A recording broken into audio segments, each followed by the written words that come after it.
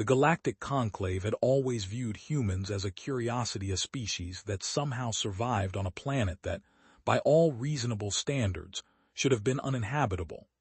Earth, with its crushing gravity, extreme temperature variations, toxic oxygen atmosphere, and constant natural disasters, was classified as a Class 5 Deathworld. No other sentient species in known space had evolved under such brutal conditions. When Ambassador Elijah Okonkwo led his diplomatic team to the Zethari homeworld for what was supposed to be a routine treaty negotiation, he never expected betrayal. But as alarms blared and the embassy locked down around them, he realized they had severely misjudged the situation. "They've cut off all communications," Dr. Sophia Reyes reported, her dark eyes scanning the emergency protocols on her tablet. "And the atmospheric regulators are shutting down." Elijah's military instincts, carefully hidden beneath years of diplomatic training, immediately kicked in. "They think they're going to suffocate us," he said quietly. "They don't understand what we are." High Commander Vex'lar watched through surveillance feeds as the human delegation was sealed in their quarters.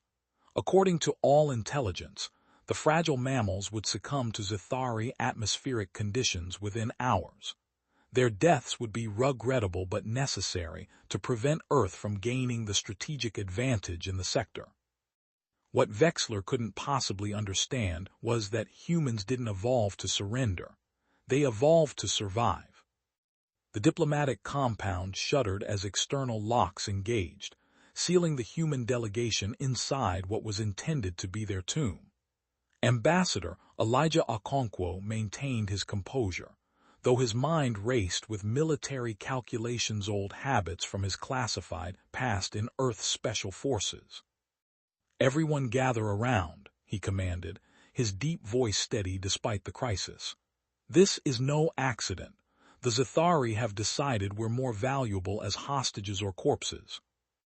Dr. Sophia Reyes, the team's xenobiologist, was already analyzing the changing atmosphere. "They're reducing oxygen levels and introducing methane compounds. For most species in the conclave, this would be lethal within minutes."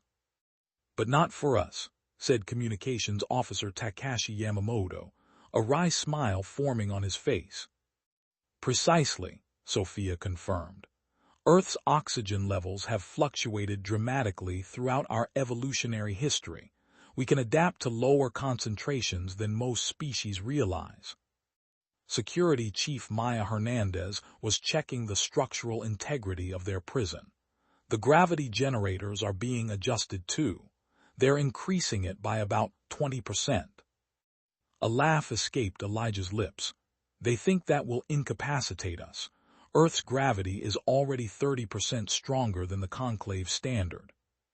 The six-person team gathered in the central chamber of their quarters as the lights flickered and dimmed. Outside, High Commander Vex'lar and his security council watched the surveillance feeds, expecting to see panic, then collapse, then death. Instead, they witnessed something incomprehensible. The humans were smiling. "Let me guess the plan," said Dr. Reyes, her scientific mind already mapping possibilities. "They'll wait until we're unconscious, then either use us as bargaining chips or stage our accidental deaths." Elijah nodded.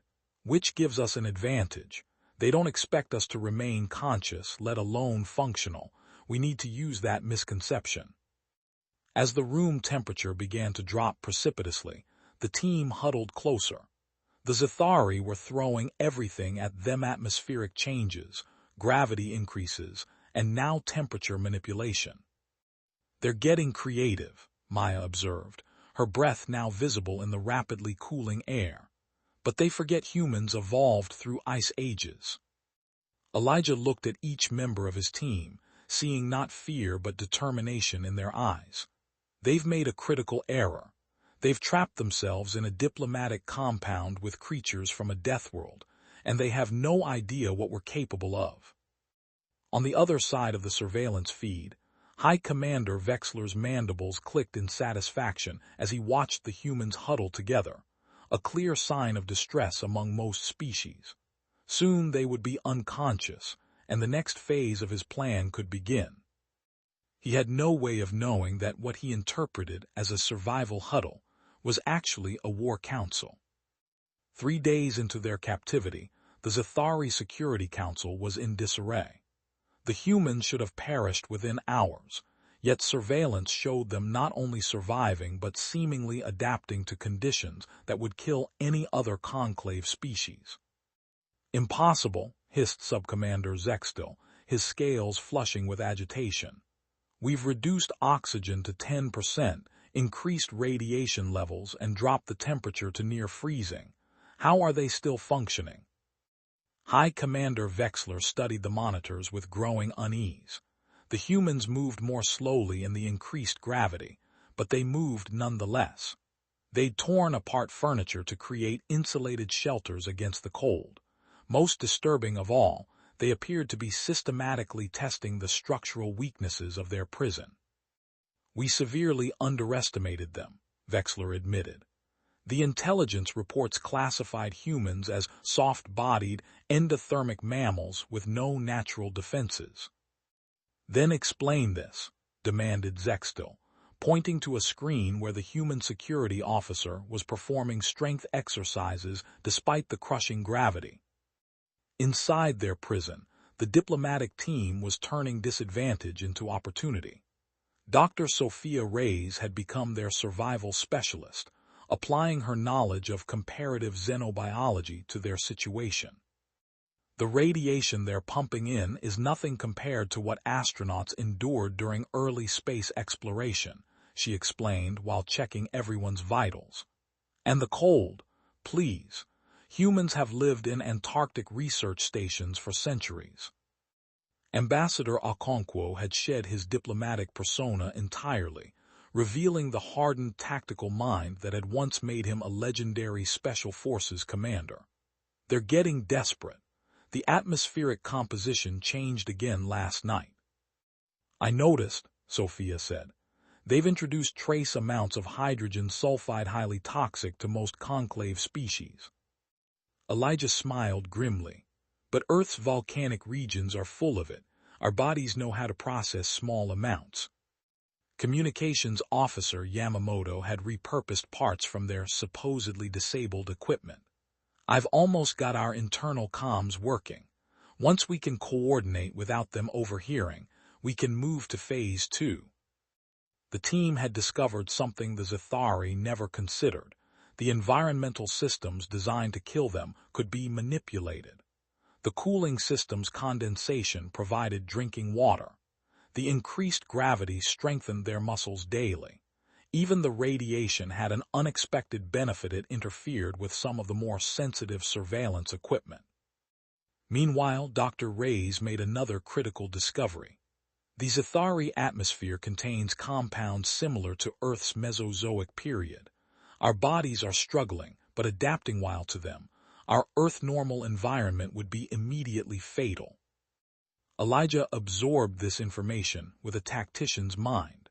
"So, if we can access the environmental controls, we could turn this entire facility into a death trap for them," Sophia finished. On the 7th day, the Zathari Council received alarming news. The monitoring systems showed the humans were no longer just surviving, they were thriving. They'd adapted to conditions meant to exterminate them, and worse, they'd begun dismantling internal systems with alarming efficiency. High Commander Vex'lar felt true fear for the first time in his long career. "Increase security at all access points to the human containment area. No one enters without my direct authorization." "But Commander," protested his security chief, "we need to check the internal systems. They've somehow disabled 3 monitoring stations." "No," Vex'lar's voice was firm. "I'm beginning to understand what we're dealing with. These aren't diplomats, they're Deathworlders, and we've just locked ourselves in with them." That night, as the Zathari doubled their guards, the humans made their move. They had spent a week adapting, strengthening, and planning. Now, They were ready to show their captors exactly what creatures from a Class-5 Deathworld could do when cornered. The Zethari guards never stood a chance. They had been trained to subdue conventional threats, not humans operating in environmental conditions that would incapacitate any other species. Security Chief Maya Hernandez moved through the darkened corridors like a predator, her muscles strengthened by days in high gravity. Behind her, Communications Officer Yamamoto had repurposed their equipment into crude but effective weapons. Remember, Ambassador Okonkwo had instructed before they breached their prison, we're not here for revenge. Our mission remains diplomatic, we're just changing the terms of negotiation. The team split into 3 groups. Maya and Takashi would secure an escape route. Dr. Reyes and Science Attach, Hen would access the environmental controls. Elijah and Cultural Liaison Patel would head for the command center and High Commander Vex'lar. The Zethari security systems, sophisticated as they were, had a critical weakness. They were designed to contain species with specific biological limitations. The designers never considered a species that could function in multiple hostile environments. Dr. Reyes and Chen reached the Environmental Control Center first. 2 guards collapsed immediately when Sophia deployed a canister of Earth-normal air, the oxygen concentration toxic to Zethari physiology. Fascinating, she murmured, stepping over their unconscious forms. Their respiratory systems are completely overwhelmed by what we consider normal. Chen was already at the controls. I can access the whole facility from here. What settings do you want? Sophia's eyes gleamed with scientific precision. Make it Earth normal in the corridors our team will use. For everywhere else, increase oxygen by 5% every 30 minutes. Not enough to kill, but enough to disorient. In the security hub, Maya and Takashi encountered more resistance but used the Zethari's assumptions against them. The guards, expecting weakened prisoners, were unprepared for humans operating at near-peak efficiency. They really should have researched Earth's military history, Maya commented, securing the last guard with restraints fashioned from equipment cables. Humans specialize in adaptation and asymmetric warfare. Takashi had already hacked into the communication systems. I've got facility-wide access, patching through to the ambassador now. Ambassador Okonkwo and Patel had the most dangerous mission confronting High Commander Vex'lar directly. As they approached the command center, they encountered a squad of elite guards armed with stun weapons. Elijah stepped forward, his diplomatic posture completely gone, replaced by the bearing of a veteran soldier. Those weapons were calibrated for standard conclave physiologies, he called out. Our nervous systems are structured differently. You'll need 3 times the charge to incapacitate a human. The guards hesitated, just long enough for the environmental changes Dr. Reyes had implemented to take effect. As oxygen levels rose, the Zethari began to show signs of disorientation. You can fight and lose, Elijah continued, or you can stand down and live. Either way, we're seeing the High Commander. Inside the command center, High Commander Vex'lar received the reports with growing horror. In less than an hour, the humans had escaped their prison, neutralized his security forces, and taken control of critical systems. Now they were coming for him. When the doors to the command center slid open, Vex'lar was alone, his staff having succumbed to the changing atmospheric conditions. Ambassador Okonkwo entered first, once again the picture of diplomatic composure, except for the improvised weapon at his side. High Commander, he said formally, I believe it's time we renegotiated the terms of our relationship. The Galactic Conclave emergency session was called just 3 standard days after what was now being referred to as the Zethari incident. Representatives from all 27 member species gathered in the Great Chamber, an atmosphere of tension and disbelief permeating the proceedings. Ambassador Elijah Okonkwo stood at the central podium, his diplomatic team arrayed behind him.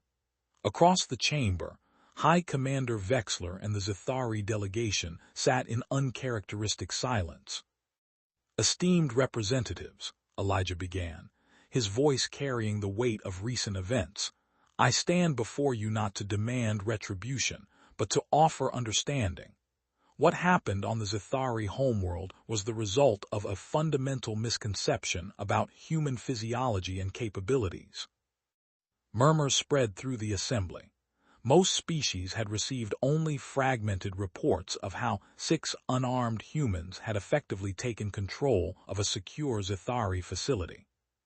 For too long, the Conclave has classified Earth as an anomaly, a deathworld that somehow produced sentient life. You viewed our environmental adaptations as curiosities rather than essential aspects of who we are as a species. Dr. Sophia Reyes stepped forward, activating a holographic display. "These are comparative physiological readings," she explained. "What you're seeing is how the average human body responds to conditions that would be lethal for most conclave species." The data scrolled through. Extreme temperature tolerance, radiation resistance, atmospheric adaptability, high gravity functionality, and perhaps most shocking to the assembly recovery rates from traumatic injury. "Humans didn't evolve in a protected environment," Sophia continued. "We evolved in a world that tried to kill us at every turn. Our planet has experienced 5 mass extinction events, yet our ancestors survived them all. We've endured ice ages, supervolcanoes, meteor impacts, and pandemic diseases." Ambassador Okonkwo reclaimed the podium. "The Zithari made a critical error in judgment. They assumed that because we appear physically similar to other mammalian species in the Conclave, we share the same limitations. We do not." High Commander Vex'lar rose slowly from his seat, his normally iridescent scales dulled with stress. The assembly fell silent. It was unprecedented for the accused to speak before formal charges were presented. "The human ambassador speaks truth," Vex'lar's translator conveyed. "We gravely misjudged what we were dealing with. Our intelligence suggested that humans were fragile beings requiring constant environmental support. We were catastrophically incorrect." A ripple of astonishment passed through the chamber. The proud Zithari rarely admitted error of any kind. "What Ambassador Okonkwo has not told you," Vex'lar continued, "is that after his team took control of our facility, they could have killed everyone inside by simply adjusting the environment to Earth-normal conditions. Instead, they calibrated the systems to maintain survivable parameters for our physiology while ensuring their own safety." Elijah nodded in acknowledgement. "Because our mission was never conquest, it remains what it has always been: peaceful coexistence and mutual benefit." The human delegation had prepared extensively for this moment. Rather than leveraging their demonstrated capabilities as a threat, they presented a comprehensive proposal for technological and scientific exchange, focusing particularly on environmental adaptation technologies that could benefit the entire conclave. "Earth's history has forced us to become experts in survival," Elijah explained. "We've developed technologies to live in our world's most extreme environments, from ocean depths to Arctic wastes, from radiation zones to oxygen-depleted heights. These innovations can serve all conclave species." As the session progressed, the initial fear gave way to cautious interest. The humans had proven themselves not just physically resilient, but ethically restrained, a combination that commanded respect. In the final hours of negotiation, a new classification was created in the conclave records.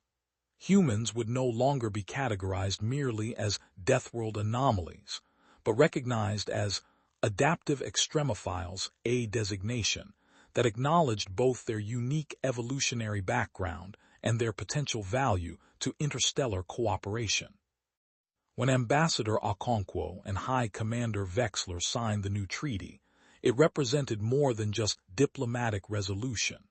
It signified a fundamental shift in how the galaxy understood humanity. "We come from a world that forged us through adversity," Elijah told the assembly in his closing remarks. "But that same crucible taught us something even more important than survival. It taught us compassion. Because on Earth, the true measure of strength has never been the ability to endure hardship, but the wisdom to prevent it when possible and share the burden when necessary." As the human delegation departed the chamber, representatives from a dozen species approached them with requests for private consultations. The galaxy had suddenly realized that these creatures from a death world weren't just curiosities. They were potentially the most valuable allies in a universe full of environmental challenges. Dr. Sophia Reyes fell into step beside Ambassador Okonkwo as they walked toward their ship. "Well, that went better than expected," she said with characteristic understatement. Elijah allowed himself a small smile. "Indeed, though I suspect our real work is just beginning." "How so?" "Now we have to prove that humans aren't just the most adaptable species in the conclave," he said thoughtfully. "We need to show that we're also the most reliable." Sophia nodded, understanding the deeper implication. The galaxy now knew what humans were capable of when threatened. The true test of humanity would be showing what they could accomplish as trusted partners. Behind them, the conclave chamber buzzed with new energy as species that had evolved in carefully balanced environments contemplated the possibilities of alliance with creatures forged in the crucible of a deathworld beings who viewed as mere inconveniences conditions that would exterminate other life forms. The balance of power hadn't just shifted, it had been fundamentally reimagined. Thank you for listening.